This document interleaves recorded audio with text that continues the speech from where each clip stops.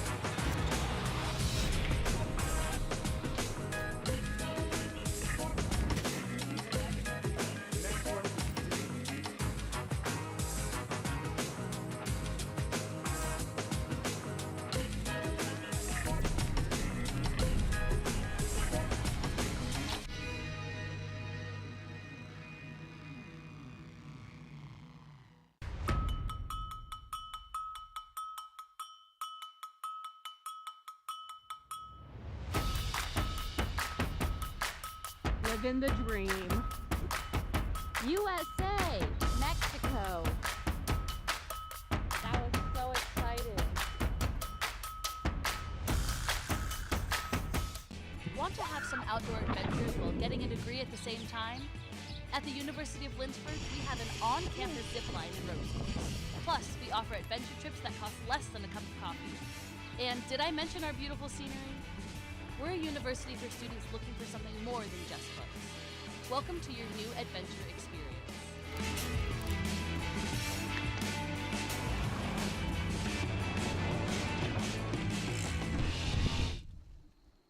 Tim Slusser from the Outdoor Leadership Program gave a presentation at a Teaching and Learning Resources Conference here about getting his program more involved on the academic side of campus.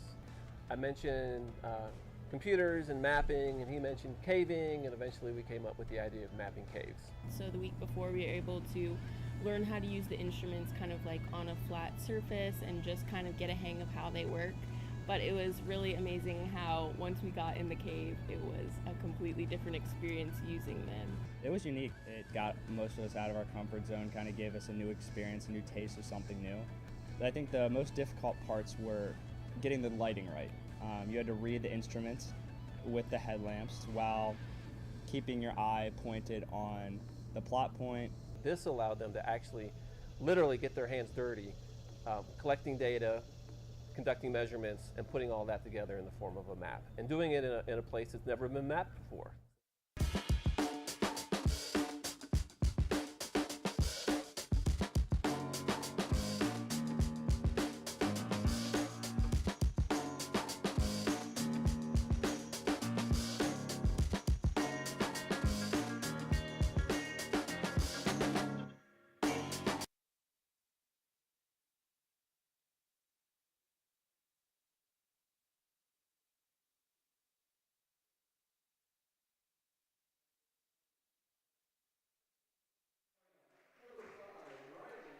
Welcome back, folks. Turner Gymnasium, the site for today's women's basketball contest, and Bridgewater facing Lynchburg, a battle that we've seen every year, but Bridgewater has taken 4 of the last 5 and the last 2 games that were featured last season in that home and away by 10 or more points. So we're going to see what the Eagles bring today.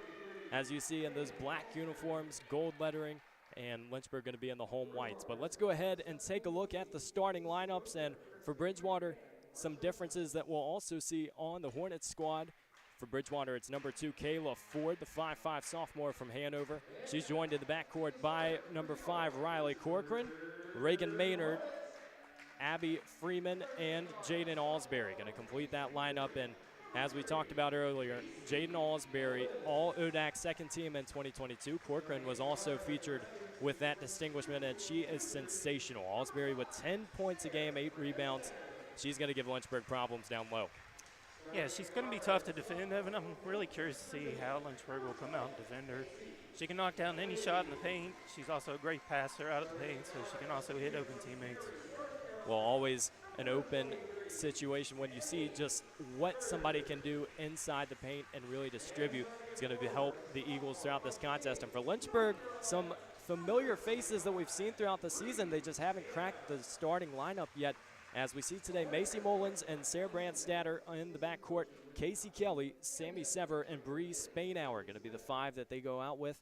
Kelly and Sever have been in and out of the lineup. We see Sever getting first start today, and she has been a very nice factor for this Lynchburg offense and what they have done in the last few games. We know she had a knee injury that kept her out in previous years, but back, she's shooting well. That's what Lynchburg's going to have to do today if they want to have success. Definitely need good shooters in this game. So also Brandstatter coming off a career high, 23 last game. A tough loss to Guilford, 80-78. I don't think we'll see that many points today, Evan. Well, it might be first one to 50 with how Bridgewater operates. Up and away we go here in Lynchburg as Lynchburg controls right away. Students going home for Christmas break, but we've still got an awesome contest and still a decent amount of faces in the crowd. As Spainhour gets it outside, trying to drive. Nice pass down to Brandstatter. She's going to get fouled and go to the line for the opening free throws of the game. And this is a situation where throughout the season we've seen this team struggle to get to the line even in the first half. They get it the first 17 seconds today. Great opening possession, getting to the hoop, getting to the line, and getting 2 free opportunities here. Brandstatter, a veteran for this squad. We know the 5'8" grad student from Springfield played at Roanoke before coming to Lynchburg, so familiar with the ODAC, and she has really started to heat up. As you pointed out, career high last game, but she just is phenomenal at stuffing that stat sheet. Down low, Kelly guarding. It's going to be rebounded by Sever. Nice work from Freeman to try to get to the bucket, but no can do. Sever in the corner. So we see Lynchburg doing a nice job of exerting their presence early. You have to do that against defenses that play you tight. Mullins to Sever. Still trying to penetrate. Shot clock at 10. This time out for 3. Sever, no good. Rebound by Freeman. Just a game of feeling each other out early on. Corcoran, pass deflected. She was looking for Alsbury down low. Mullins now trying to get the ISO. Lynchburg, a team throughout this season that only has one conference win, but we know that they have had a difficult schedule. That time Maynard did just enough to throw it off Kelly. It'll be Eagles basketball. Bridgewater, after this game, going to have 17 days off. So enjoy your Christmas break, because you're going to come back and face Virginia Wesleyan and Averett on the road. Two road tests that should be handled nicely for Bridgewater, but not exactly the best travel schedule. Lynchburg defense stepping up, knocks it out of bounds, still 9 on the shot clock. Yeah, Evan, Bridgewater's only had 3 conference games. That's the least in the conference right now, so I'm sure they're trying to get a good start here as conference play will start to pick up. Anytime you play Lynchburg, any point in your schedule, just seems like they have a little energy. We know Bridgewater, even coming off a win against Randolph, still looking to come out strong. Late whistle, but it will be a foul as Kayla Ford goes to the line. She will get 2 shots. Casey Kelly charged with her first. We've seen her get in foul trouble a few times throughout the season just with her hustle and aggression on defense, so you have to make sure that foul trouble stays out of the equation today. Ford rims in the first one.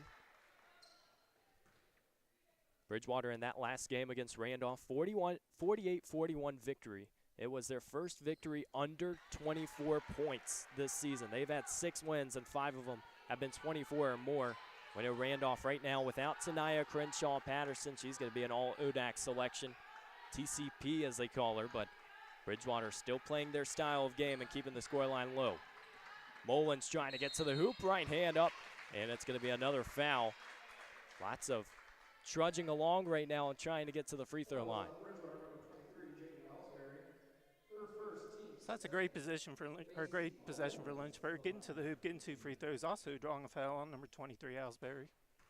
Anytime you can get into the paint and get a foul on one of the best players in the conference, you got to like your chances.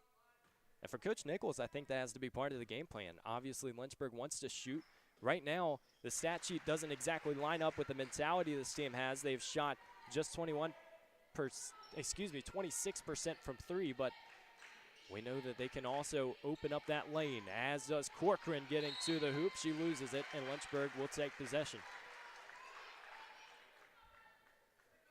So far, lots of defense, just getting hands active and calibrated early on.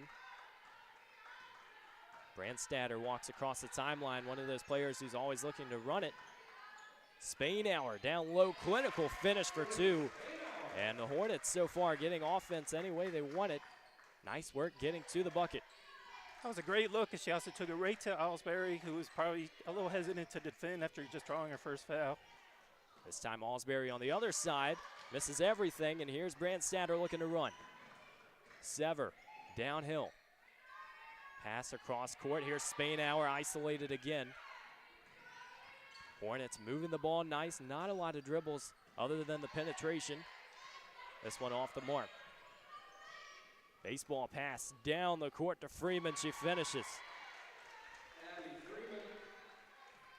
Nice work being the floor general, looking down court. We saw that on both sides of the floor.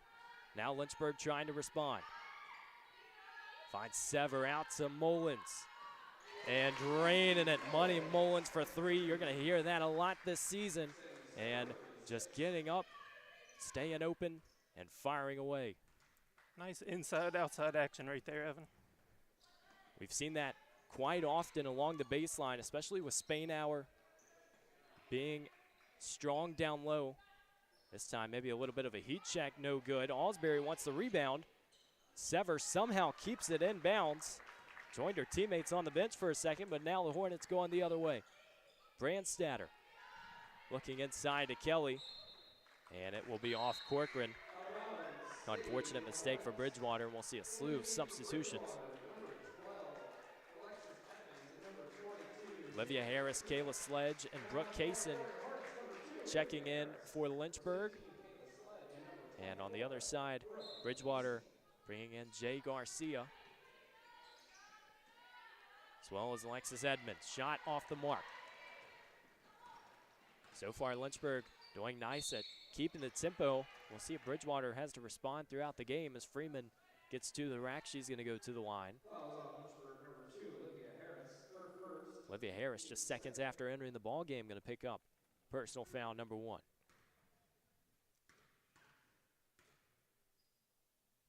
Well, it's a game early on. We know that they're two contrasting styles, but that's the fun and trying to discover what exactly this picture will look like at the end of this ball game. Bridgewater, a team that has just exerted their will constantly throughout the season, and it doesn't matter what the scoreline looks like. It just seems like they get a handle early. So Lynchburg doing nice to control the possessions. Maybe give Bridgewater a little taste of their own medicine. Spainhour, another nice move to the hoop. Coach Nichols has to love the way Lynchburg has come out. They are attacking the rim. They're playing good defense and knocking down threes. Being active, and that's what the game plan has to be. We saw Mullins gets open for a 3. We also have to guard the paint. This time Edmonds. That was Jay Garcia, as she's going to get the rebound up again. Second chance, no good. Referee will say it's going to stay here. And Aylin Humphreys will enter the ball game. How about this for a stat? 15 players for the Eagles averaging 5 or more minutes. So this bench is locked and loaded at any stage of the ball game. We'll see if they use it today. Kaysen was playing tightly on the perimeter. Jay Garcia, nice move to get downhill and finishing off the glass with class. 2-point ball game as we are in the early stages of this first quarter. Both teams still feeling it out. Here's Spainhour again. Sometimes third time's a charm. This time it's off the mark. Edmonds was wide open. She hesitates. Now Bridgewater can reset the offense. Seen a lot of times this season that they'll use this 3-out, 2-in motion. Looking a little bit different today. Lots of cutting action. It's the Lynchburg defense that tries to rough you up early. Freeman rolls around the rim. It's just been that type of start for the Eagles. They're still just down 2. Mullins outside of the perimeter. Believe it. Number 3 in white has come to play early. Yeah, when we talked about Lynchburg getting out in transition, getting open looks, and that's exactly what they did there, knocking down the open 3. Macy Mullins, 39% from 3 last season. And despite some struggles early on, 26% this season, she is still always looking to shoot. So there's going to be a tie-up. Possession arrow will point Bridgewater's way. And we're going to have a media timeout early in this one. But Lynchburg looking strong and coming out with a little bit of poise. We'll be back on the other side. 12-7 Hornets here in the Hill City.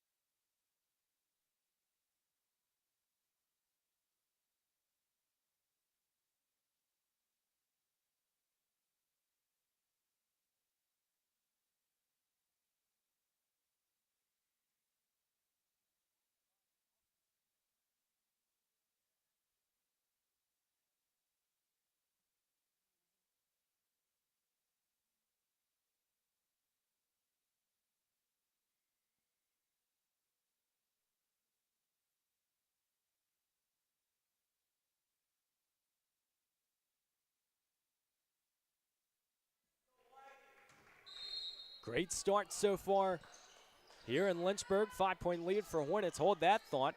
The shot will miss everything, and Sledge takes possession. Maybe a little bit of a confidence loss early on, as Humphreys couldn't get it to go. This time, Brandstatter, the floor general, hoop and harm, and she's going to get to the line for an extra one. You got to love the way she's attacking the rim. Now the opportunity for the and one. Brandstatter, let's go ahead and run through her stat sheet from the last game, because at Guilford we talked about that career high day, 23 points, 6 assists, 2 rebounds, getting it done with steals and blocks as well. She's just one of those players that anywhere on the floor is going to find a way to contribute. Quick pause in the action, we'll see. Might be clock related. 7-point lead early on. Corcoran called for the foul as Flamini wants her substitution. It's going to be number 21, Rosemary Pearson, hitting her first minutes.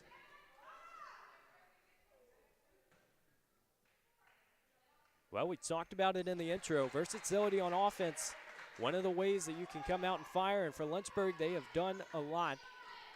Getting to the free throw line, opening up the threes, getting down the lane. This might be the battle on this side of the floor we have to watch.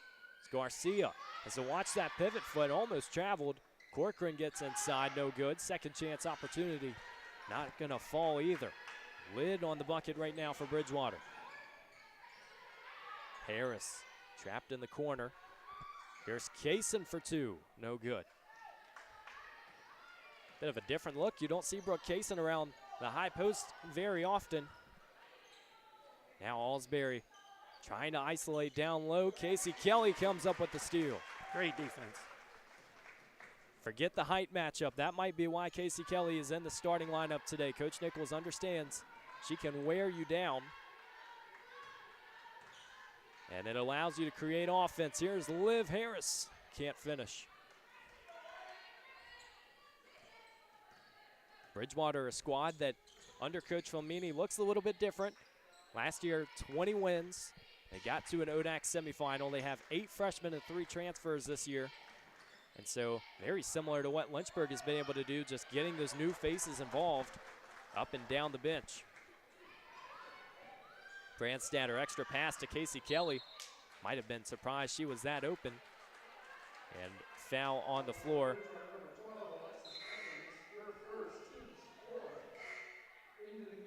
Three substitutions, Taylor Brown, Letty Michael, and Sammy Sever will enter for Lynchburg.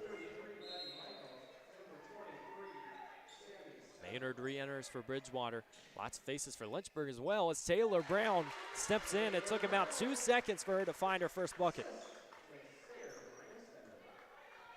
10-point lead early on in Lynchburg. Maybe a little flat-footed are the Eagles early in this one. Just haven't been able to find their shot, but never mind that, as Rosemary Pearson connects on her first 3 of the ball game. Brandstatter using that baseline. Lots of cuts. And now you get the battle down low. Here's Brown again. Looks good, just hits the front of the rim and out. Yeah, I don't mind that miss. They're attacking inside, going right at Alsbury. Game plan very apparent from the start. Here's a little give and go action and a beautiful finish for Reagan Maynard. Brandstatter trying to get the control. Seen Michaels on a few cuts. Now Brandstatter heat check. Outside, no good. Jay Garcia tried to come down with it. Bodies on the floor. Possession arrow goes to Lynchburg.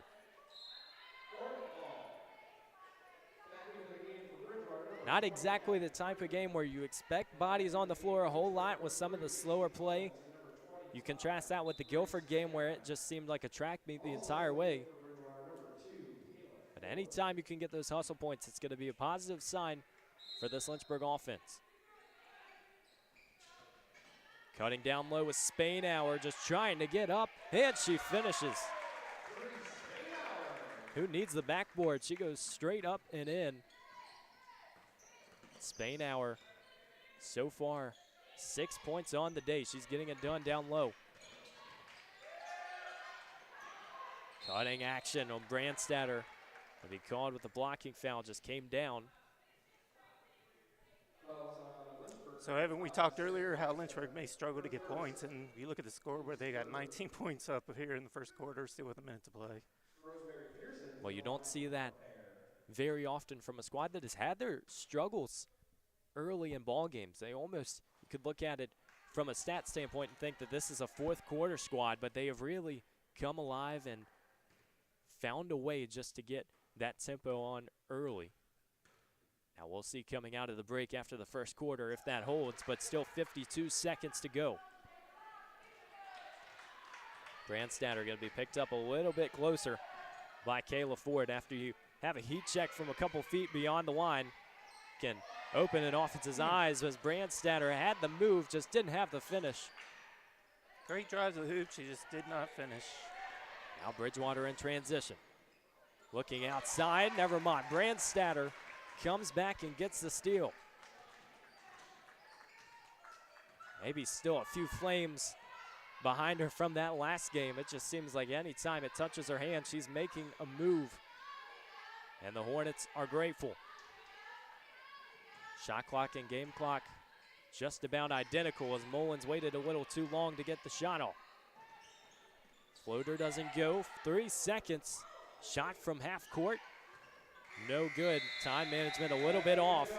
And for Coach Nichols and the squad, they have to feel pretty good about how this opener has gone. The first 10 minutes are up, and it's a 19-13 ball game in favor of Lynchburg. We'll be right back on the other side of the break.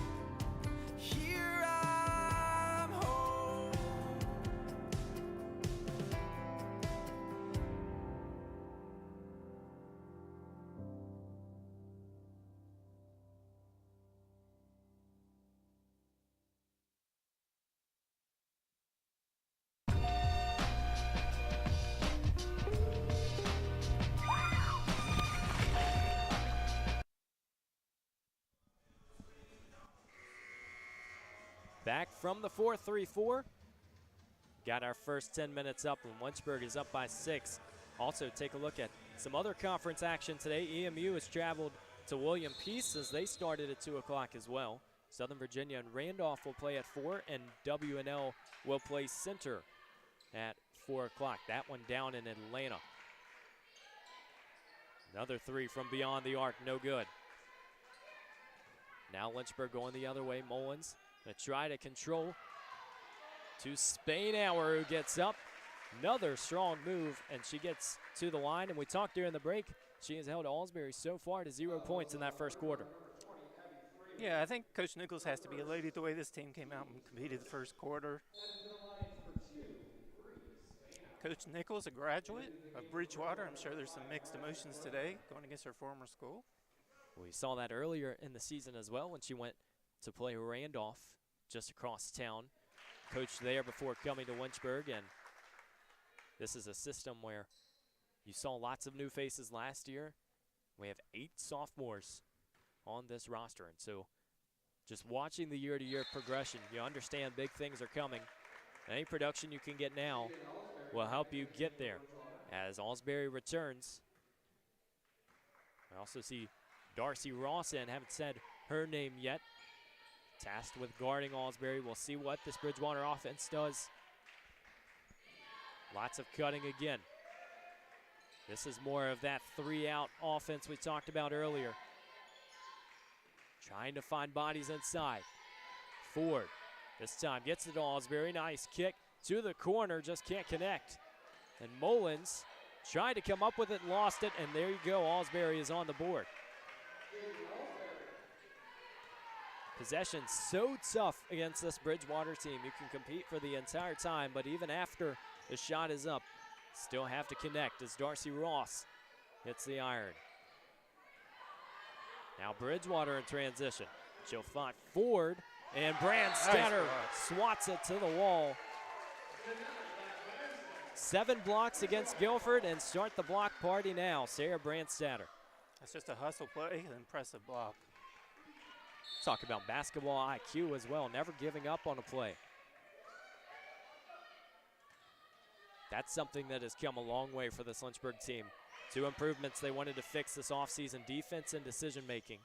A lot of that comes down to hustle plays, and when this team gets confident and playing downhill, they can really make you pay. Short corner for Spainhour. Foul going to the rim again, this time on Jay Garcia.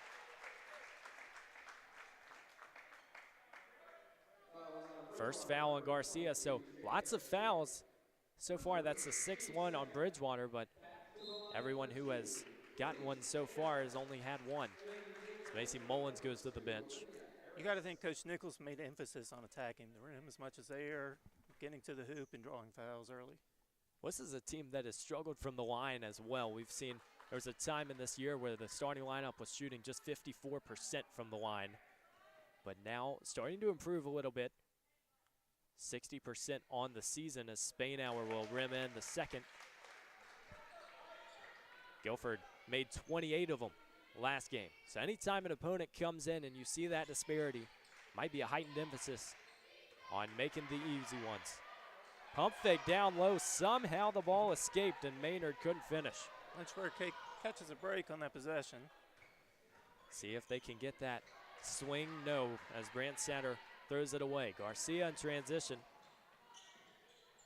Held her foot, and now Ford open from beyond the perimeter. No good. Still, Bridgewater struggling. Here's Spainhour. Wraps around the pass. Ross finds it. And Sever just too quick to lose it. It's a cheap foul. Long way from home.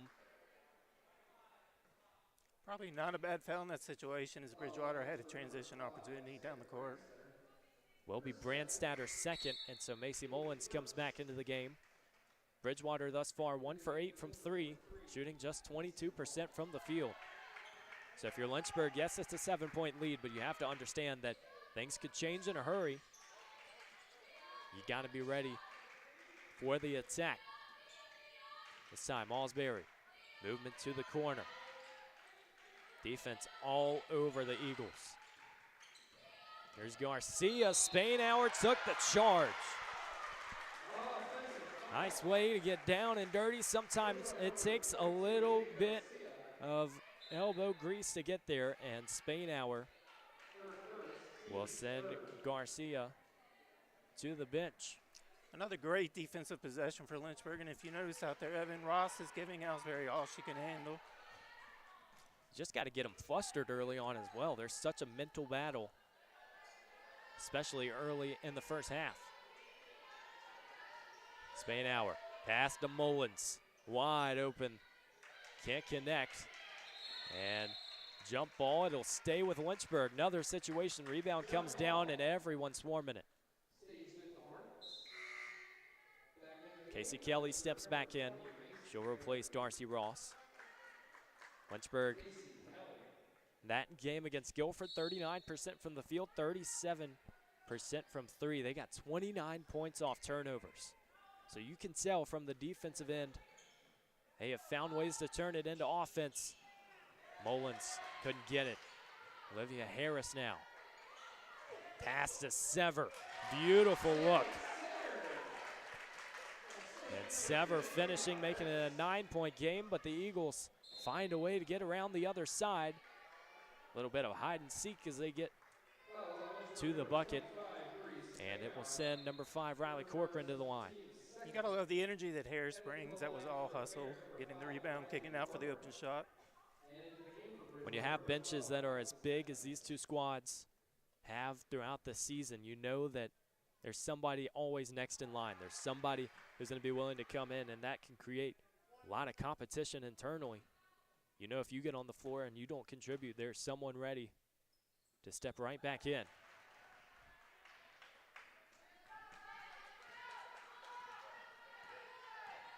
Mullins trying to control the offense. We've seen her share those point guard responsibilities with Brandstatter as Kelly got to the hoop, just couldn't quite finish. Severs going to be called with the foul.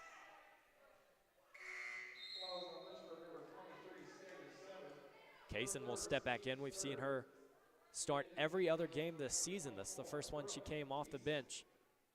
Sever can give you 3 shooting. She's also strong when she gets to the hoop. We've seen her drive a few times.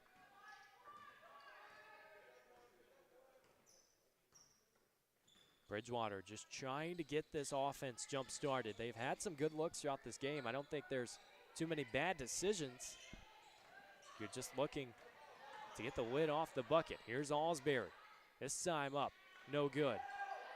And Spainhour doing a little bit of everything. She gets the rebound. She'll take it down herself. Harris looking, serving the scene. How about popping up for 3?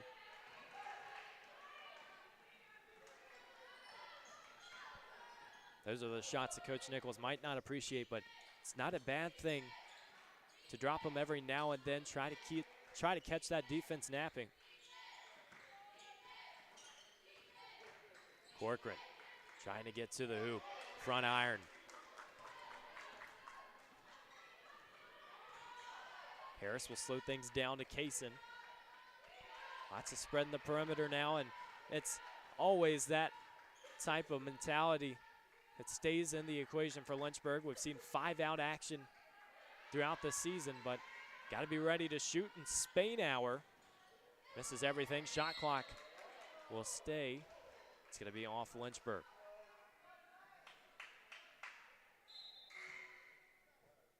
Lynchburg will face Wilson at home Friday, December 29th, so maybe a little added incentive for this game is the fact that you don't play again until after Christmas. Go home, get the week. Basketball teams have to be strong mentally because you're only getting a week or so to enjoy that winter break. Foul called down low on the floor. See if it's on Spainhour. Yes. And that will take us to the media timeout. Halfway through the second quarter, Lynchburg still up 7, still shooting strong here in Turner Gymnasium.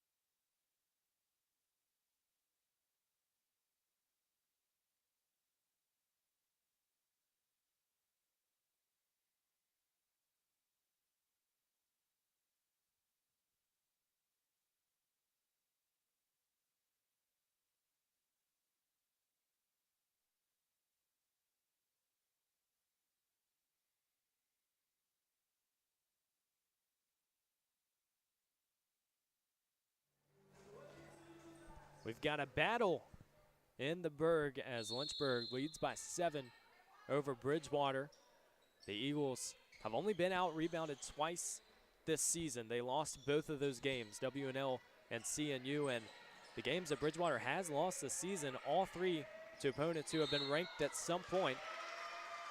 But it's going to be a travel as they try and get downhill. It just seems like something hasn't been clicking early on, and Lynchburg really taking Alsbury out of the equation. We'll see what the Eagles can do from an offensive standpoint, maybe to change things up. Yeah, we discussed Bridgewater and their defense so much prior to the game, but you look up right now and Lynchburg is holding Bridgewater to 20% shooting. So Maybe we were talking about the wrong defense, 7. Well, 7 turnovers as well for the Eagles. Got to take care of the basketball. Shot clock winding down. Liv Harris going to use the screen from Sledge. It was a good one. Mid-range just funnels out. And might have been off Kaysen, but there's going to be a late deflection. It keeps it with the home squad. Mullins will inbound. We've seen a couple times that she will try to wrap around and get that shot afterwards. That's how the Guilford game ended. That might have been the intention. Just trying to get it back to the inbounder, but couldn't work. Casey Kelly finds her spot. Won't fly.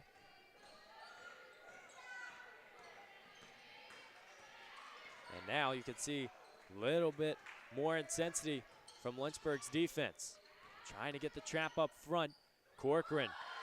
That's what the good players do. They keep the possessions going and make sure they're going to get the patient look. Good look for Corcoran. We'll see if that shot can get her going offensively. Sometimes it just takes 1 or 2 to light the fire. You only need one match to get the Flames going. Mullins will be called for the double dribble. Good defense by Maynard. Anytime you get your point guard a little dribble happy, you're doing something nice on defense just to shut down those options. Bridgewater, this is why it's so tough to beat a squad that defends well, because it's only a 5-point game despite how poorly they've shot early on.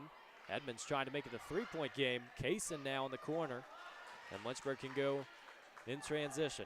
Nice hustle by Kaysen to secure that rebound. Now taking their time. It seems like everybody on this Hornet squad can dribble up the court.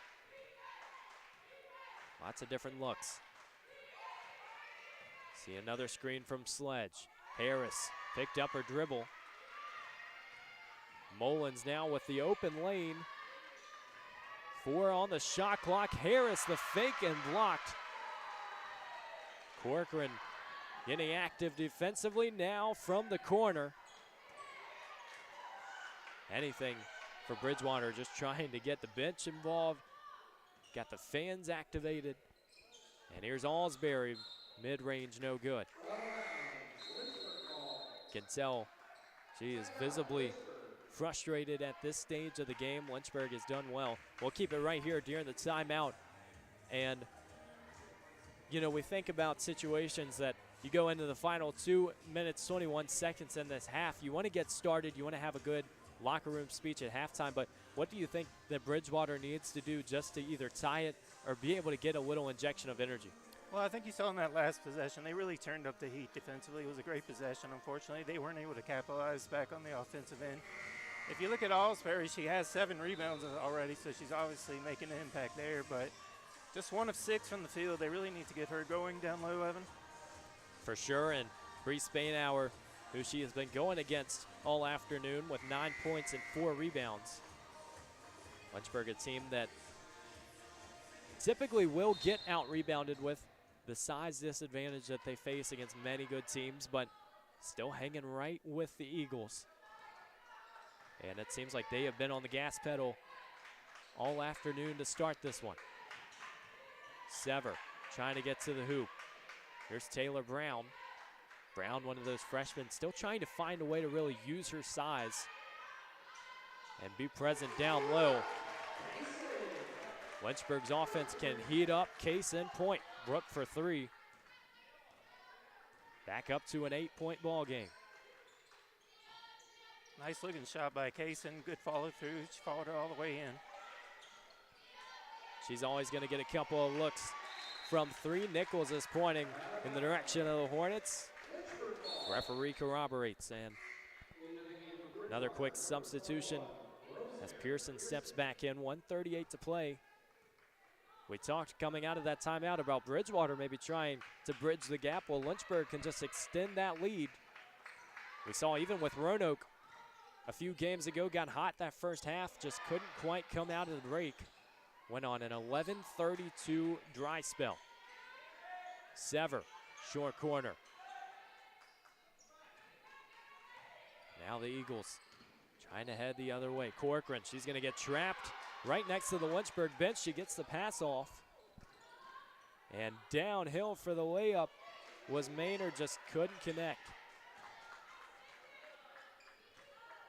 Now Macy Mullins can slow down the offense. Obviously, you have 2 for 1 if you want it.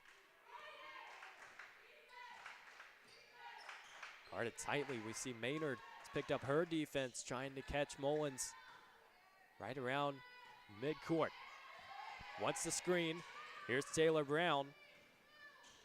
Mullins in isolation took one too many steps. So possession comes up empty.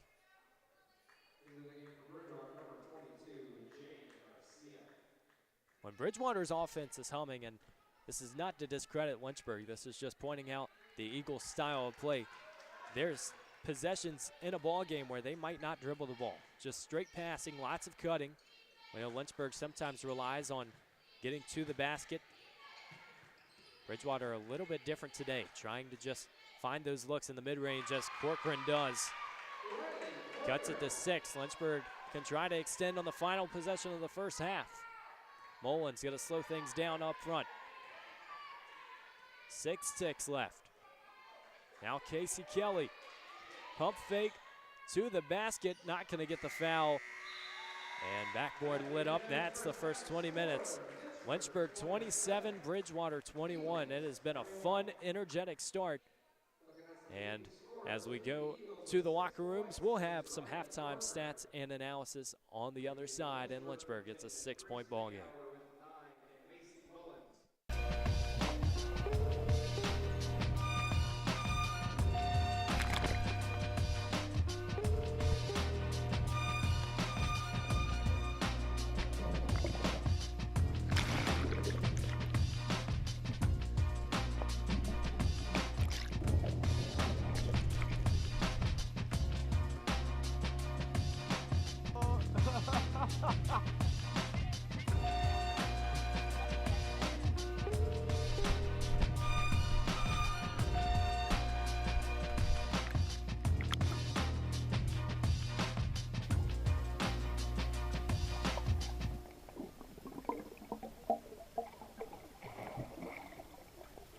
The biggest thing that I've taken from Westover is probably my interactions with faculty. I started working with Dr. Fryer. He's always available for help, and he makes sure that I get to do the experiments and not just be there while he does them.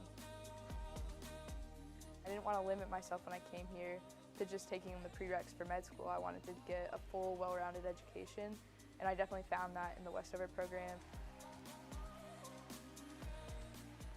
It's given me the opportunity to keep playing soccer at a competitive level, but also it's given me the ability to be a student and to pursue other activities such as EMS.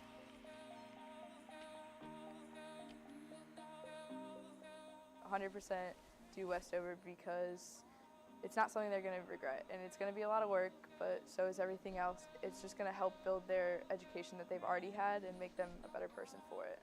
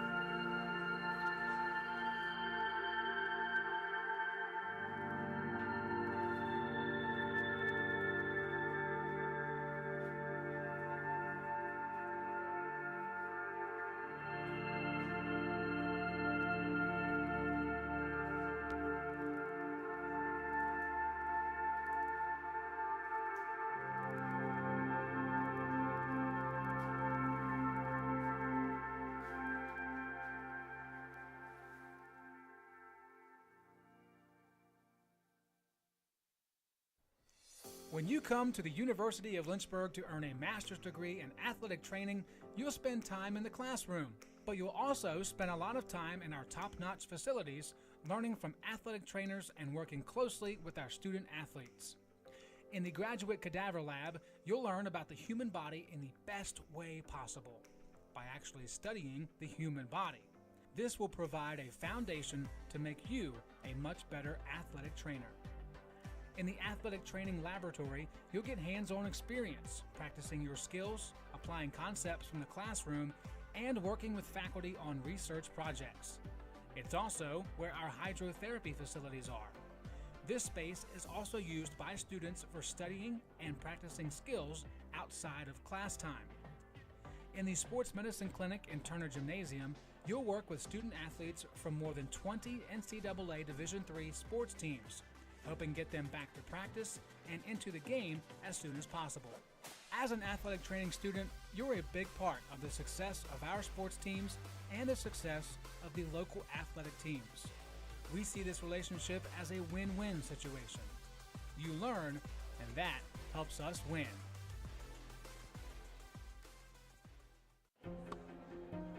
I was looking for a school that could provide me with the athletics, academics to pursue my career, a wind symphony to pursue my passion for music, and really have a nice general atmosphere.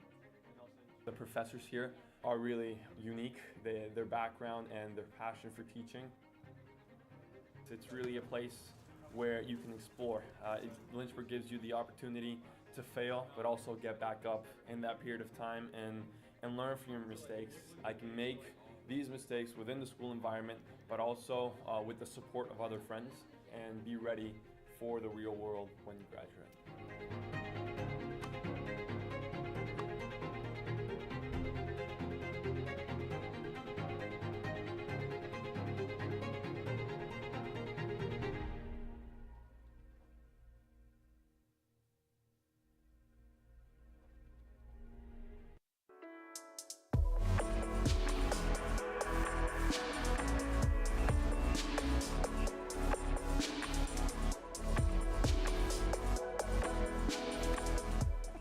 Today's a rough day. Jess and I are officially on a break. The couple canoe has broken up. It's not. How you feeling? Living the dream. Just canoeing. That's the Mexican side behind me. The U.S. is that way. So far, we're all still alive. I really want a peanut butter and jelly sandwich. Woo! We did it! Kind of.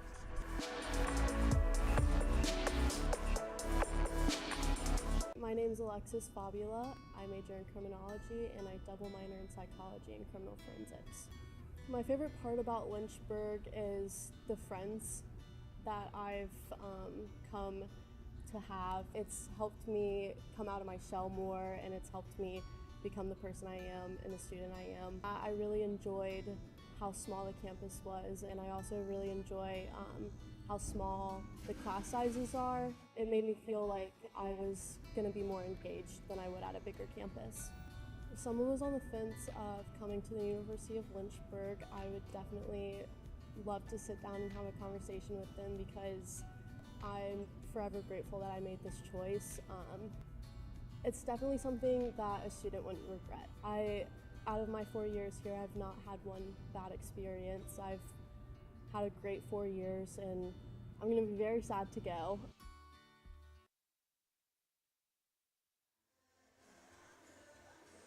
We've got a dogfight brewing in Lynchburg, should I say a battle for aviation. It's 27-21 Lynchburg so far, and we'll go ahead and take a look at some of the halftime stats, but it certainly hasn't matched what you would expect coming into this ball game. Lynchburg has limited the Eagles in the paint, and we know that so far what the Hornets have been able to do, just speeding up the pace of the game, has really played to their advantage.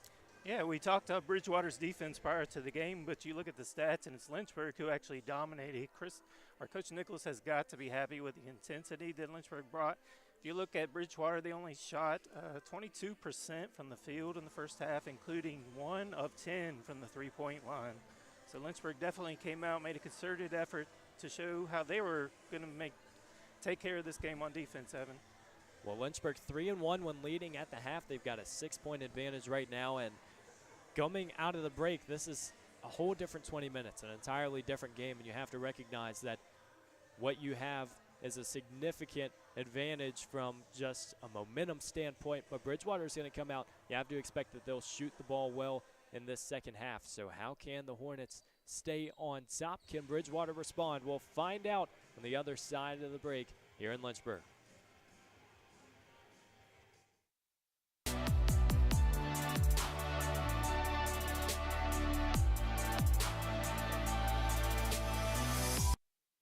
When creating a sustainable future, your choices matter, even your choice of a college.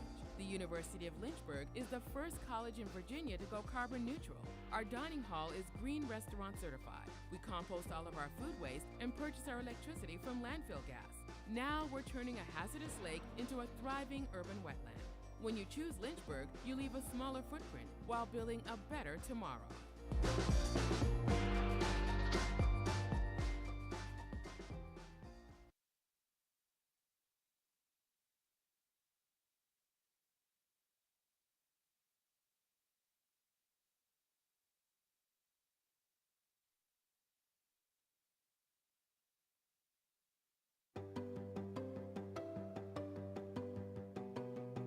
Lynchburg is all about you, your ideas, and your goals. We've got one professor for every 10 students, so you can get all the support you need. In the classroom, in the lab, or in nature. You'll learn by putting yourself out there, and we're right there with you.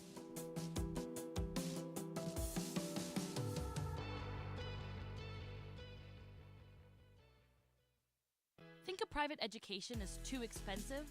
Think again. At the University of Lynchburg, you can get a personalized education for the cost of a state school. If you're commuting and you get our top scholarships, you could pay much less.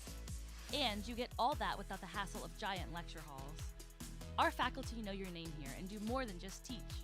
You might even do research together and plan out your next career moves.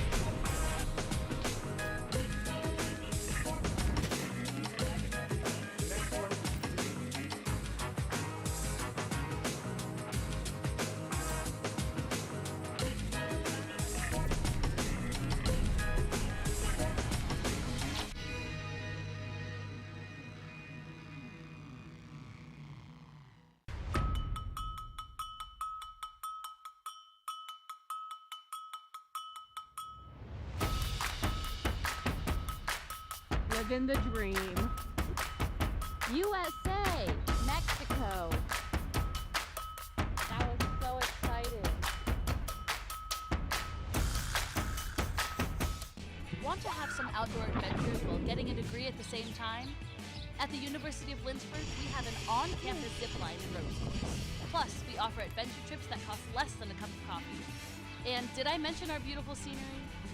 We're a university for students looking for something more than just books. Welcome to your new adventure experience.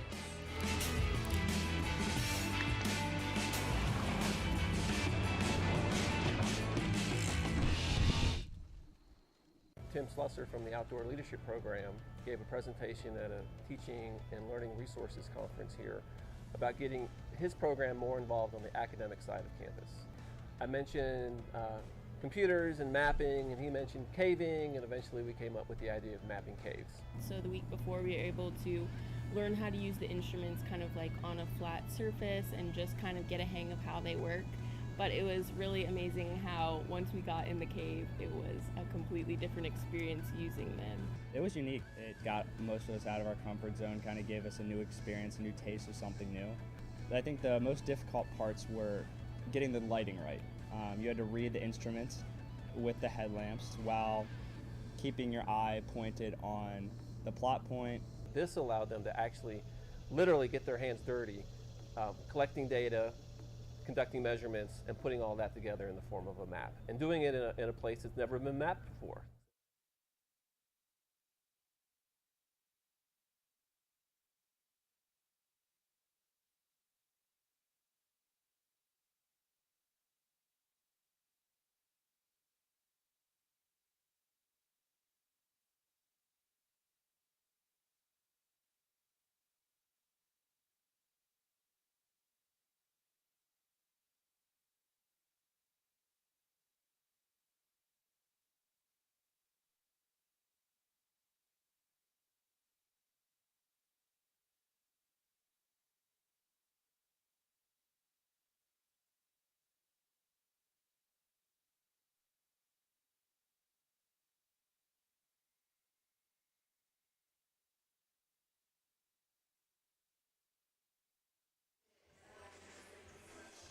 Set to get things started for the second half. Bridgewater trailing by 6. They'll start with the basketball.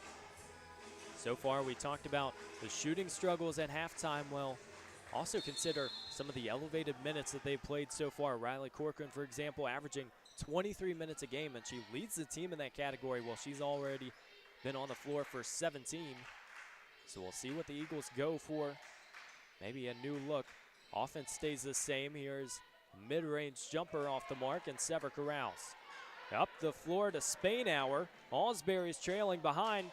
Casey Kelly's second chance opportunity, no good. Yeah, 2 missed opportunities right at the rim right there.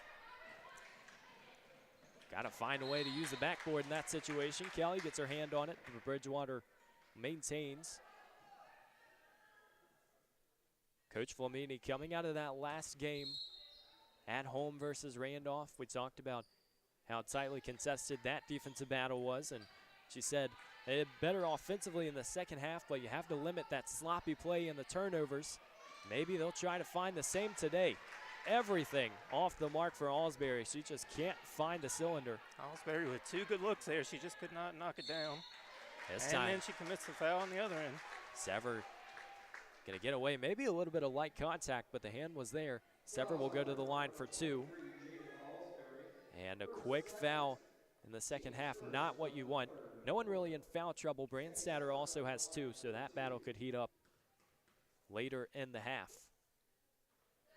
As Sever goes to the line and makes the first, shooting 52% on the season.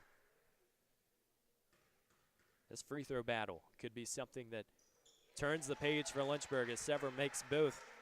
Team now goes to 8 of 11. I'm sure Coach Nichols addressed that during this week of practice. Maybe a first 30 minutes of just shooting around, getting the easy ones, because there's been an elevated performance from the line. Mullins gonna find Spainhour again. Reverse layup, just couldn't finish. Great feed from Mullins. Spainhour did everything but get it through the rim. Eagles can't get too passive despite shooting struggles, and when it happens like that, you might find a corner killer as Freeman connects from 3. So Bridgewater was only 1 of 10 from 3 in the first half, but they do come out and knock down their first attempt here in the second. That's probably something Coach Flamini was talking about at halftime. Got to just watch it go through a couple times. Recognize you can heat up in a hurry. That's any basketball team in America. Brandstatter, the feed to Kelly. Another quick pass to Sever. This time there's no contact. And Bridgewater comes away with it. Maynard stripped away. Nice defense and hustle back the other way. Maybe something the Eagles can try to find is getting to the line more often. You don't shoot well, have to be able to draw contact, and the Hornets have done nice to go straight up.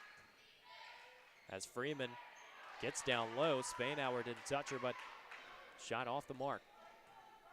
Both teams struggling right now, getting some really good looks, just not able to convert. That second quarter, a whopping 16 total points between these two squads. They split it at 8. We'll see if the offense starts to hum a little bit more in the second half. Great pass from Grandstatter. It rolls around the rim and in. 2 words, floor general. Yeah, great backdoor cut there by Spainhour. Timing has been crucial, especially when you're trying to elevate. And then Maynard will do the exact same as she's going to get to the line for an and-1. Spainhour going to pick up foul number 3, so this could spell trouble for Coach Nichols. Got 17 minutes left in this ball game. She will go to her bench. Spainhour has been sensational since returning to this squad. Also plays volleyball at Lynchburg, so first portion of the season you're transitioning, also trying to get fitness back, but in her time with the squad, she has become the category leaders for points with 11 and field goal percentage right at 46%. Just a product of getting some good open looks and guards finding her down low. Kayla Sledge also re-enters. Maynard can make it an old-fashioned three-point play. Yeah, Evan, you talked about the ugly second quarter. Lynchburg came out blazing, putting up 19 in the first quarter. I'm sure Coach Flamini had a polite way of rallying the troops, letting them know perhaps they came out a little bit flat there in that first quarter. Well, anytime you get in the locker room as well at halftime, you have to be ready. And Brooke Kaysen, using every part of the basket, connects from 3. The bank is open. Forget Saturdays. Might be a special occasion. That type of day so far for Bridgewater. It just seems like you can't get anything offensively, and then Lynchburg using every part of their game going into the attic to connect offensively as Mullins going to get downhill. It's about as easy of a layup as you're going to get. Kayla Ford was lost. She couldn't find Mullins, and Lynchburg back up to a 10-point lead in Turner Gymnasium. It is a great time to be a Hornet. We'll see what they bring on the other side. 6:29 left in the third quarter.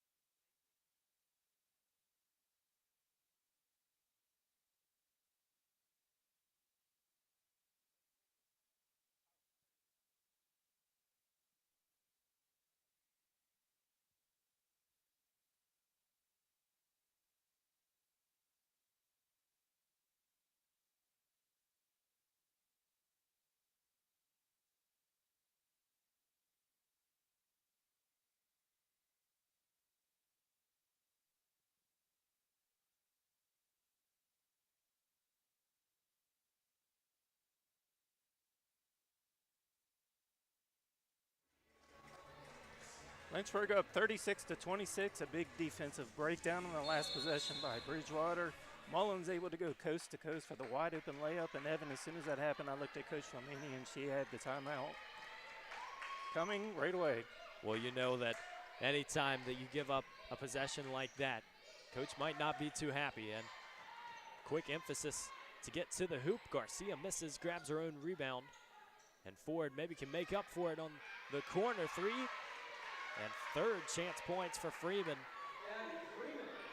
She has put on a silent display that has really kept Bridgewater in this game. Just 7 points, but also now 4 rebounds. And the travel on the other side. We've talked about it all day. It's only an 8-point game. Does not matter how will you play the first 25, 30 minutes if you can't finish? We'll see what Lynchburg can do from a momentum standpoint just to carry this one home.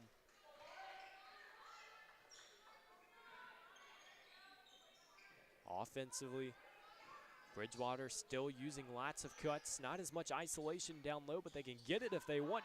Freeman denied by the rim, but it will be a foul. Up on the shot. We'll see who it's caught on. Looks like Kayla Sledge. No, Brooke Kaysen will be called for her first personal.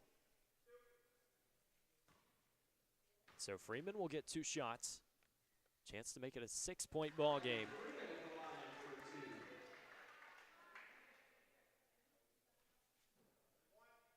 Freeman 50% coming into this game from the stripe. And that percentage will go up. Lynchburg still searching, trying to bring Freeman a now little bit with of energy. 8 points, trying to keep Bridgewater in the game. She's doing it well, too. It's the right time. It just seems like can find players, even if it's not those stars on the floor. You got to find the moment. Harris tried to wrap around, couldn't finish. Now Bridgewater trying to go downhill. They had so many options up the floor. Instead, going to settle to slow it down. Garcia. Shot from up front, no good. Mullins will get the rebound. Sierra always looking around for the next option up the court. Harris, no good. Ball going to be off the Eagles. Lynchburg will retain, and Casey Kelly will step back into the game, but will be immediate timeout here in Lynchburg. So the Hornets still up 6, but Bridgewater starting to trend in the right direction as we hit the downhill slope of this ball game.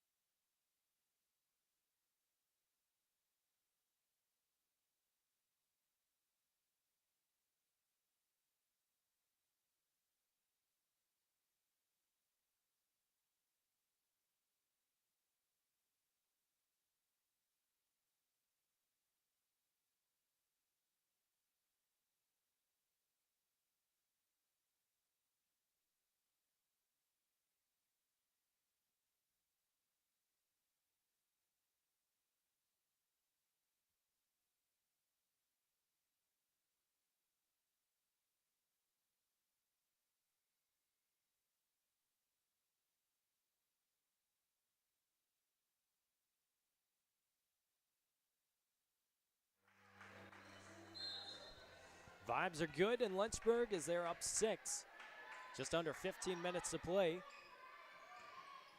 A game that has played true to Bridgewater's style of play, very slow, lots of long possessions, but Lynchburg has been able to capitalize on some of those looks as Sledge's mid-range won't fall, and Bridgewater will head the other way. Maynard up top. Gonna find Freeman again. Kelly active down low, no good, and Sledge with the rebound. This has been a battle of free throws as well, and when you slow things down, you get to the hoop. That's typically a product of the game. Lynchburg 8 for 11, Bridgewater 9 for 11. So no disparity, and that might be a little bit different from what we've seen throughout this season. Those points matter in close games, and Guilford with their 28 free throws really ended up getting an advantage. Last 2 offensive possessions for Lynchburg, 1 and done. They're going to want to crash the boards in a tight game like this, try to create some additional scoring opportunities. Well, you get players like Riley Corcoran finding the little pockets of the game as she gets to the free throw line for 2. Bridgewater with their height, you expect them to get a few offensive rebounds throughout the game. They have 7 now, but you can't make it a habit, especially when you're giving teams 3rd and maybe 4th chance opportunities.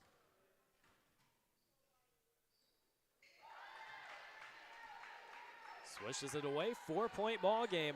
Eagles silently creeping right back in. Ross serving. She gave it right away, and Corcoran is all lift off on the other side. One possession ball game. Coach Nichols saying slow things down. She talked to us early in the season before it got started. She said sometimes with Sarah Brandstatter, she's always looking to push. You just got to make sure you're getting those slower possessions. And Casey Kelly, how about a comeback? Yeah, good answer by Kelly there. Giving the points when they need it most. Corcoran thought she had the lane. Lynchburg's defense still resetting. You can tell the cuts are a little bit quicker from Bridgewater, a little bit sharper from a shooting standpoint in the second half. Garcia to the corner, went off forward, and Harris has it. Now they can go in transition. Kaysen to Brandstatter, now to Harris, who goes up, draws another foul. We'll see who it's on. Down low, looks like it's going to be Jay Garcia. That would be foul number 3. It's Kayla Ford, number 2. Jay Garcia, number 22. It's both teams going to start biting into the bench again.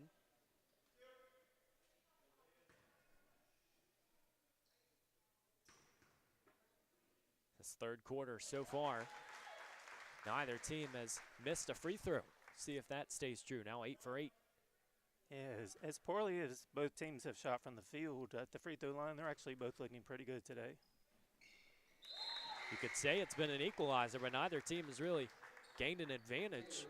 It's just kept them in the ball game. Taylor Brown steps back in.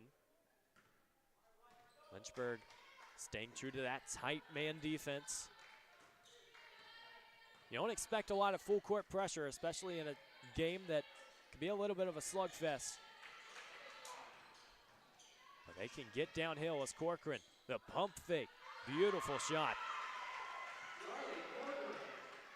Discipline on display, one of those veteran players who knows when her team needs it. And Corcoran up to 10 points now, starting to find her groove offensively. Just a slow build up throughout the game. Mullins, couple feet behind the line. She was set, just couldn't get the make. Now Taylor Brown comes up with it. Kelly, bounce pass to Brown, just a tick off the rim. Ball will stay with Lynchburg. And Spainhour does a good job battling in there for that offensive rebound. Just mentioned it on the other side. Could be the battle to watch, especially in this fourth quarter. You have a late game situation. Any opportunity, got to make sure you close down. Kelly, the ISO, just lost it. Down the other end, here's Edmonds. Gonna feed it through. Cross court passing, Corcoran in the corner. Jay Garcia, second chance opportunity. Offensive rebounds all around, and Coach Nichols wants to talk things over. It's once again a 2-point ball game, and it's gonna be a very tight finish in Turner Gymnasium. 1:37 left in the third quarter.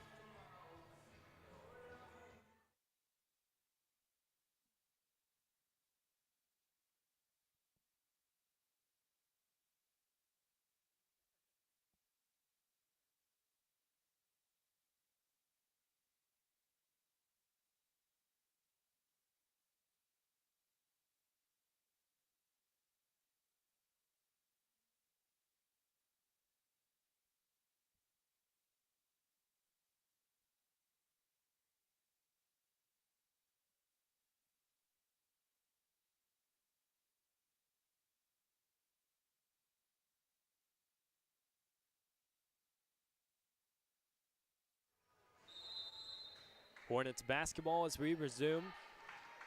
If you're just joining us, it's been a battle that might not be completely true to the score line. Lynchburg has had sole possession of this ball game for the majority. But Bridgewater clawing back, and if you ask any Hornets fans if they'd expect it to be a 2-point ball game, shooting just 28% from the field and 25 from 3. might be some skepticism, but either way, the Hornets have come out and really hustled. It's going to be a traveling violation. Lynchburg basketball seeing a little better job throughout this game, especially of controlling turnovers.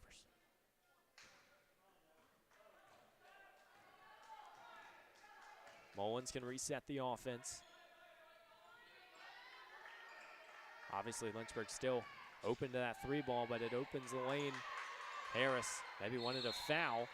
Instead, it's going to be a foul going the other way. Yeah, lots of contact on that drive. The refs did not call anything, though. Seen a few games this season where they've let it play. Just got to adapt to whoever's officiating. Obviously, you're not sitting in practice trying to figure out who the referee's going to be, but you know you're going to get very different styles of officiating, and something we might not give enough credit for throughout the basketball season, just the work the officials do, but also their impact on the game. You know, you've had good officials when you're not talking about them. Late pass to the wing. And turnover, here comes Lynchburg. Just seems like Bridgewater might have settled a little too long, and Sammy Sever is going to steam one from the wing for three. Great defensive possession for Lynchburg leads to great offensive possession with the open three. Always an open door somewhere, and it just seems that Lynchburg has found ways to turn those longer defensive stops into quick offense. Humphreys up front. 10 seconds. We'll see if Bridgewater takes a shot. They're going to take a long one. 1 for 13 now on the day in travel. Not sure if Coach Flamini is going to like that, because now Lynchburg can draw up one final play for this third quarter. So with 5 seconds, you probably have a chance to get down court, maybe get to the rim. Well, we know, you think back to the Villanova National Championship, 4 seconds. They were able to get a smooth three as Liv Harris recognizes it. She's going to spot up at the buzzer. Count it.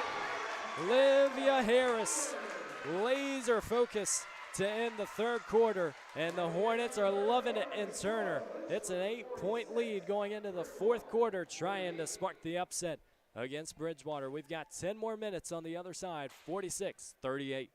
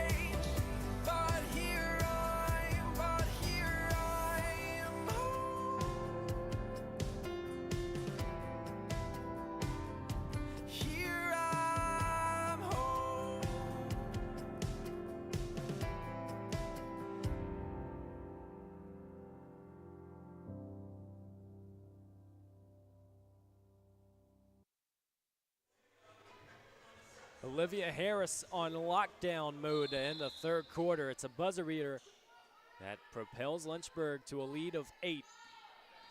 And a great job by Harris at the end of that quarter. She drew her defender right into the pick, got a wide open three, and put it in. Now a chance for Bridgewater to try and get some quick looks on the other side. And Edmonds will start it. Quick three. Coach Flamini has to be a little happier now. The Eagles can just spark that momentum early, and it's going to be a turnover on the other side. Lynchburg has led for all but 38 seconds of this ball game. We'll see if that stays true down the stretch. Jay Garcia up and almost in, rattles around. It'll be Lynchburg basketball. Notice Spainhour back in with 3 fouls, and immediately Bridgewater collapsing down low, trying to get those post looks. Brandstatter will take it up the court. Spainhour right now the leading scorer with 11 for Lynchburg. Corcoran has 12 for the Eagles. Corcoran was the only one in double figures against Randolph. Last time out at home as Spainhour finds her way into the lane. We'll get 2 shots. Nice drive by Spainhour. We saw a lot of that in the first quarter. We haven't seen Lynchburg attacking as much to the rim, but certainly a great start for this quarter. Well, you've seen lots of different looks now, and that's how you win a ball game. You don't funnel through 1 or 2 options.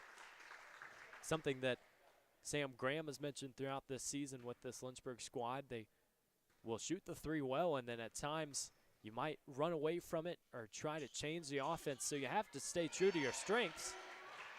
And right now, Lynchburg still just trying to get those open, patient looks. Up 7. Great offensive rebound, and Spainhour found herself open. She just goes to the hoop. Alsbury says no can do. Freeman will step back in for Jay Garcia. Alsbury has stayed out of foul trouble, still just 2 fouls, but you can sense some of that frustration down low. As Spainhour in that tough corner going to turn it over. Kayla Ford. Another pass to Edmonds for 3. She might be keeping the Eagles in this ball game. Another clutch shot to make it a 4-point game. Evan, we talked about this off camera. We knew at some point Bridgewater shots would start coming alive.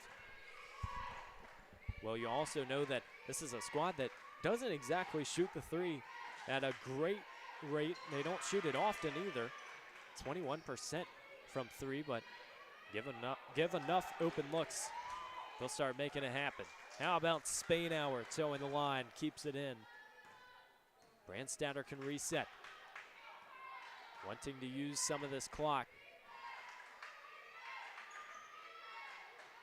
It's the price you pay. You get longer possessions, but then Bridgewater might have more opportunities on the other end. Instead, Kaysen finishing with the 2.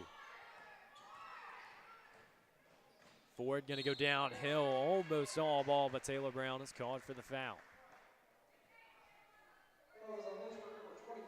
Anytime you have an offensive player getting to the hoop, you're going to end up getting that foul call, especially sometimes with that size disadvantage. You see Ford notably shorter from Brown, and we'll get to the stripe for 2. That's what's been working for Bridgewater today.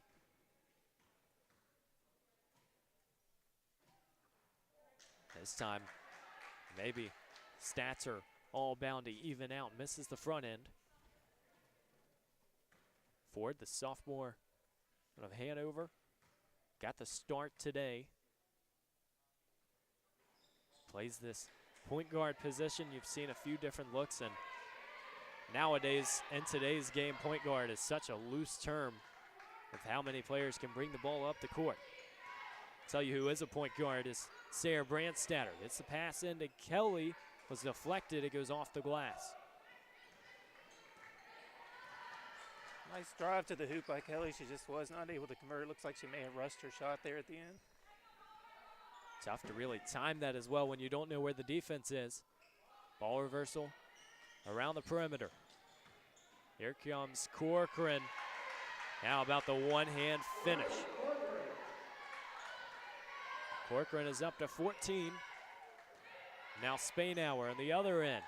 Not going to get the foul this time. Chapped along the baseline, turns it over. Corcoran stopped by Brandstatter. Possession still goes. Alsbury misses. Right in front of the rim. She will get the second chance opportunity. Just one of those days. But Alsbury now chance to get to the line once again, get it back to a 1-possession game. Timeout from Coach Nichols. As she will talk things out. It's also going to be our media timeout. So we're going to take a break here in Turner. 4-point game as we reach the climax of what should be a phenomenal ODAC finish.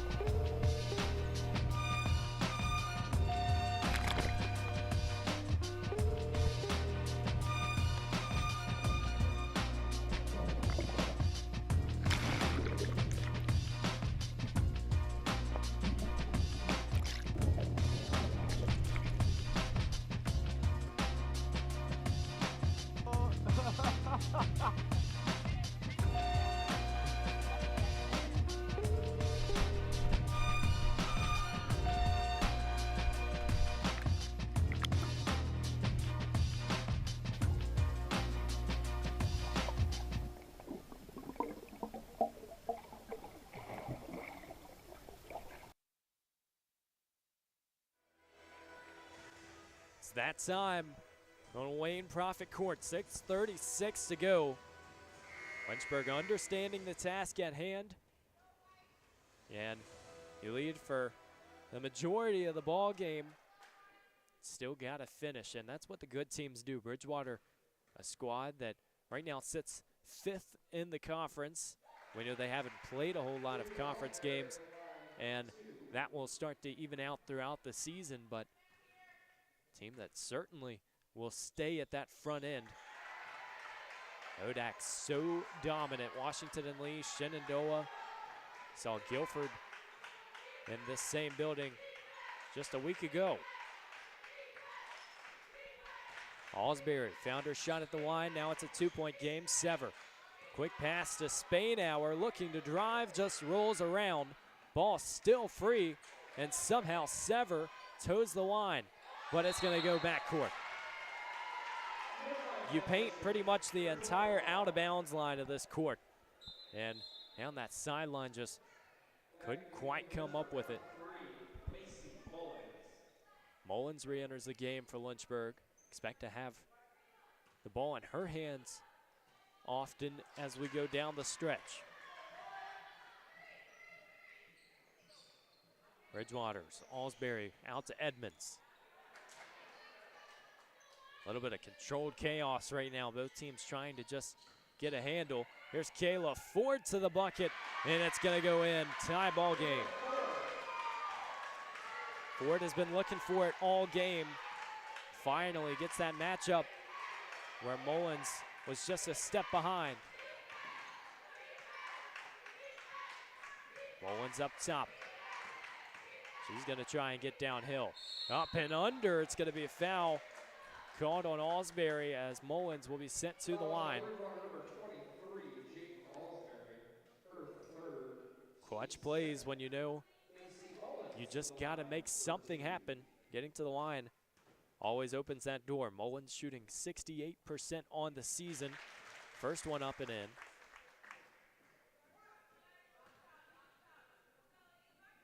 Lynchburg has still found a way to tally 12 fast break points despite the pace of this one. We know these last 5.5 minutes likely going to play true to the Eagles' style of play. If they are good, long possessions, I'm sure the coaches will be happy.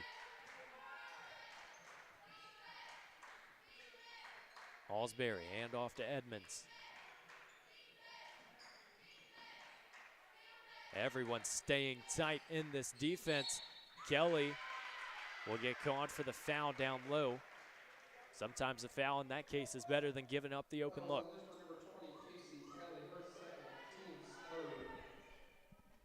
Ball will be under the basket. Talked about the even dispersion of minutes throughout this roster. Well, Bridgewater today has just played with 9 from their bench. Obviously just 4 of them from the bench, and the Eagles have used every bit of it as they take the lead. And now, slowly but surely churning away. Kelly downhill but rushed it. It's not what you want if you're Coach Nichols, those quick possessions. Yeah, I'm not sure that that's the look that you wanted on that possession. So tough when you have a team that plays slow like Bridgewater. You want to just retaliate quickly, but this is how they can do it. They can burn you down. And Abby Freeman once again stepping up. Bridgewater now with a 3-point lead. Might be a time for a timeout, but Mullins strong off the glass. It will be a jump. Hornets will keep it. Grandstatter would have had almost an open look just to lay it back in, but lost the ball. Back in is Taylor Brown. Yeah, so Bridgewater's definitely turned up the intensity on both ends of the court. I think Lynchburg needs to calm down right now, try to get a good look right here. Can't get flustered. Almost 5-second call, but they will get it in.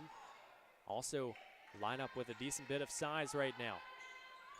Brandstatter off the mark here is that size, and Taylor Brown gets another offensive rebound.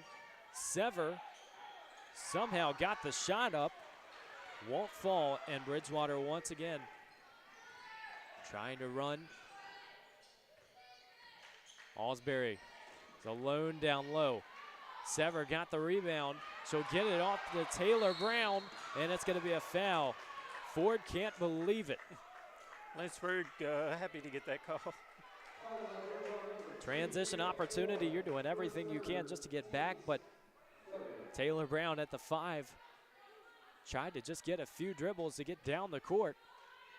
Maybe a bit of a bailout as the Hornets now take the ball out on the side. 3:44 to play. Certainly still time. You don't have to worry about trying and getting this one back. Just got to take good shots. Sever got a really good one. Now the Eagles back with it. Bridgewater in the last game shot 32% from field goal range, where they average 42%. So a couple games where shooting has just been a struggle. But it's starting to liven up, and so is Jaden Alsbury. Play down low. Another quick turnover as Macy Mullins takes one step too many. The Eagle fans starting to come alive in Turner. Not the time of the game that you want it to happen. And substitutions.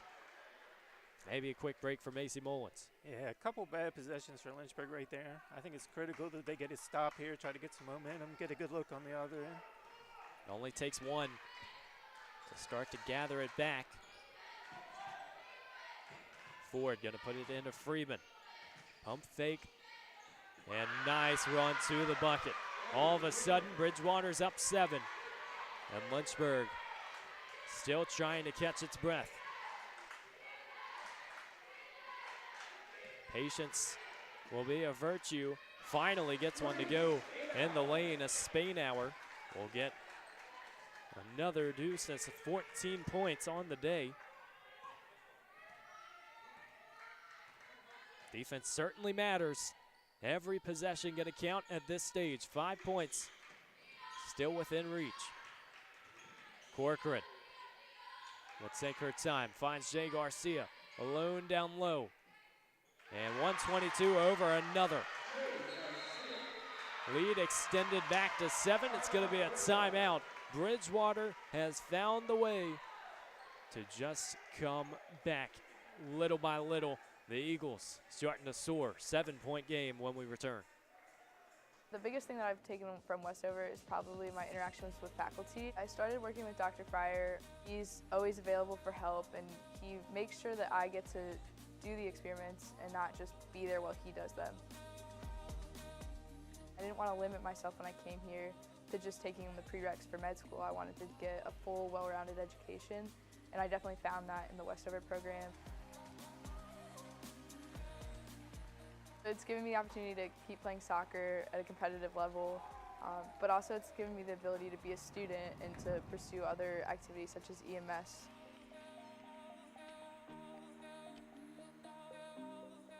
"100% do Westover because it's not something they're going to regret, and it's going to be a lot of work, but so is everything else. It's just going to help build their education that they've already had and make them a better person for it."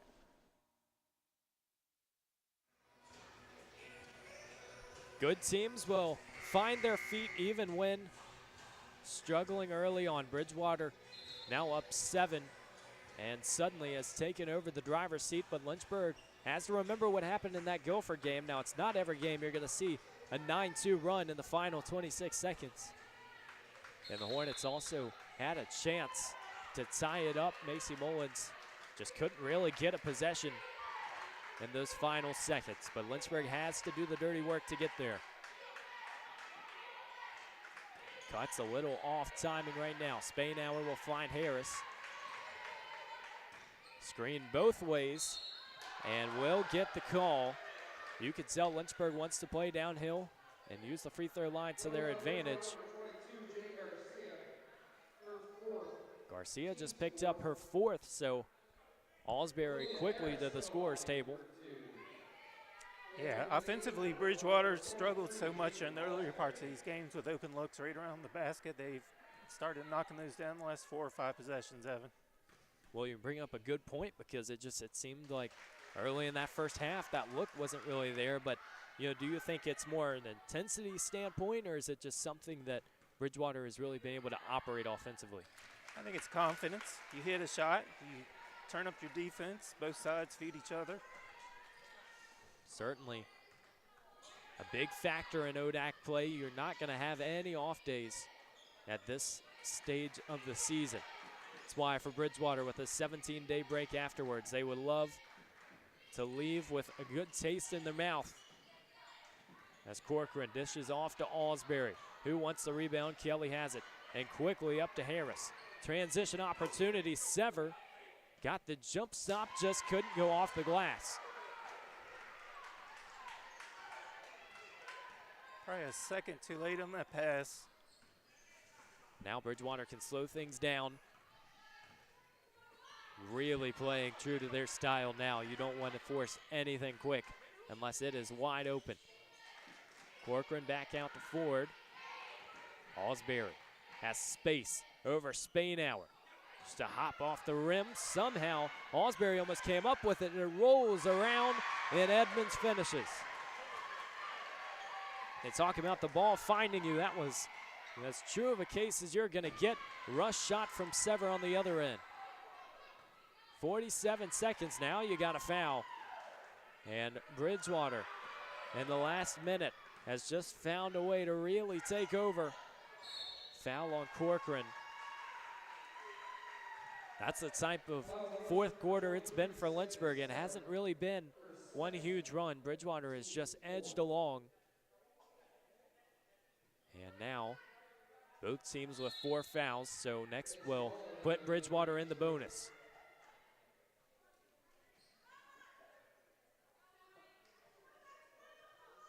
Can't really wait for the turnover in this situation. You have to foul, you would think. 19 seconds on the shot clock. Foul will be on Olivia Harris. That sends Edmonds to the line for 1 and 1.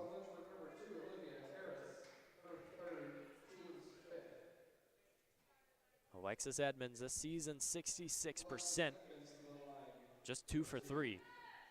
So not a fair sample size. It actually will be 2 shots. She makes the first one. The difference in men's play and women's play. Women's game will go straight to 2. Edmonds, 2 clutch shots, and Coach Nichols wants a timeout. It's going to be a steep hill to climb. We'll keep it right here in the break, but 9-point lead. Bridgewater, again, just showing that they need to come up big in the big moments, and Riley Corcoran right now has been a very big factor in that. 14 points. Yeah, Corcoran and Freeman both carry this team. Alsbury, who struggled offensively in this game, she still has 11 rebounds in the game, so she has found a way to impact the game despite her struggles offensively. Well, we mentioned earlier in the broadcast that she had just eclipsed 500 career rebounds, but she has been on double-double watch quite a few games throughout the season, and when you have someone like that who is constantly giving you problems, averaging numbers that a lot of teams will struggle to even find in a quarter, it just seems that Alsbury has really found a rhythm late. She's averaged 8 rebounds, 10 points this season, but today, strictly her presence down low. Now Lynchburg, 34 seconds to play, will have the ball, so you know Coach Nichols is likely going to draw up an opportunity for a quick shot. Really have no choice other than to heat up if you want to try and find your way back in, but might take a few defensive stops as well. Yeah, you got to get a quick 3. Everybody's got to crash offensively. If you don't get the initial shot to go down, you're going to have to foul immediately. Can only afford a couple ticks to go off the clock if you get a trap. Got to be cautious at those parts of the court. Pass goes into Mullins. Make sure she's not trapped. Brandstatter will just throw this away. Not going to find anyone. Referee will give the timeout to Bridgewater. Again, we'll stay here in Turner. Game that has been very off the rails if you're looking at it from a statistical standpoint. 19-13, Lynchburg led after 1 quarter of play. Both teams split 8 apiece in the second, and Bridgewater just found their way through after. Now 25 fourth quarter points. Yeah, Bridgewater definitely came alive after halftime offensively. We figured that they wouldn't struggle as much as they did in the first half. Just seemed like a little flat-footed coming off the tip, and we know that you play different games on your schedule. Sometimes tough to get those looks, tough to be humming right away. But the good teams find ways. Riley Corcoran will get fouled, and we'll go to the line for 2. Another veteran move. You knew she was going to get the ball with 29 seconds to play. Yeah, Bridgewater now outscoring Lynchburg 26-8 in this fourth quarter. And we'll tell the story. Lynchburg largest lead was 10 points, and now Bridgewater up by 11. Stays true to those last few contests these two teams have played. Bridgewater just getting that sizable gap. Brandstatter gets through with 18 seconds. Got a foul quickly. Corcoran will go to the line again. And so now the walk back and forth up the court. For both teams looking at this contest, you go into winter break, you know that it's not going to be perfect, that you're not getting as many games, so you got to come back and really find a rhythm quickly. But you have to think there have been positive signs from both of these squads. We know Lynchburg fought hard early, found their shots really intentional, but Bridgewater just a great job of staying persistent and putting that first half behind them. Final seconds of this one, Brandstatter is just going to pull a 3. And Lynchburg going to fall to 4-6 on the season as Bridgewater will grow to 3-1 in conference play. It's a tough finish if you're a Hornets fan. Not what you wanted after a first half. That was a very strong performance, but that's the growing pains of a season, and especially with a roster that you could still consider to be pretty young. We know a lot of Lynchburg players are still fighting through some of those moments. I think that this is a good one to take and move on with, and you get a week off to try and regroup. Yeah, Evan, there's going to be teaching points from both coaches for this game. Like you said, there's positives for both teams. I think for Lynchburg, the start that they came out with was encouraging. Like you said, they are young, so they're still trying to go through some of these growing pains, but this will be a good opportunity to look at the film and see what they could have done better in the second half. For Bridgewater, I'm sure Coach Flamini is going to stress the importance of coming out, not falling behind like they did in the first quarter. You definitely want to come out against the better teams and show that you belong in this game. Well, you also leave as a Hornets fan just thinking about some of those easy gimmies that Lynchburg struggled with today, a lot of layups that didn't go their way. We also know that when you have players who can get it done in really every facet of the game, thinking, of course, about Riley Corcoran, 17 points, 3 steals. You talk about just up and down the stat sheet. She finds ways to be very influential. So Bridgewater, a team that obviously staying in conference, they're not going to go away. They want to compete for an ODAC title this season. And when you look at Coach Flamini's track record with Guilford, 2-time Coach of the Year in the conference, 3-time ODAC champ, you know that they certainly have a strong chance to do so. But, you know, we'll leave with your final thoughts. You think about Lynchburg moving forward. You get a game against Wilson in your first ever meeting, so hopefully a chance for a winnable game, and then on the road at NC Wesleyan, those games both after Christmas. But what do the Hornets have to do just to really get that momentum started coming out of the break? Well, like I said, there's positives to take from this game. When we were talking earlier before the game, we were talking about Lynchburg's schedule. If you look at the schedule, the second half, there are some winnable games if you just go by a standing standpoint. So I think you use a game like today to show, especially, you know, 3 quarters, you compete against one of the better teams in the ODAC. So you take that and you look at the teams that you have to play in the second half of the season, and there's some winnable games. There's opportunities. I know Lynchburg is going to want to try to make the tournament. The ODAC only takes, I believe, the top 10 seeds, so I believe Lynchburg is in the running for that. I believe that's something that they should strive for. They definitely want to make postseason play, Evan. Well, still lots of time to do so, as you said, and while this is the last broadcast before Christmas, we know this team is certainly not done looking to have a very strong 2024, but a couple games right before New Year's Eve. So it has been an awesome experience today. Lynchburg falling to Bridgewater. It was 66-56 final, but as we move on, it's going to be a big chance for Lynchburg to try and make noise in the ODAC. So on behalf of Brian Gates, I am Evan Gates saying so long from the Hill City.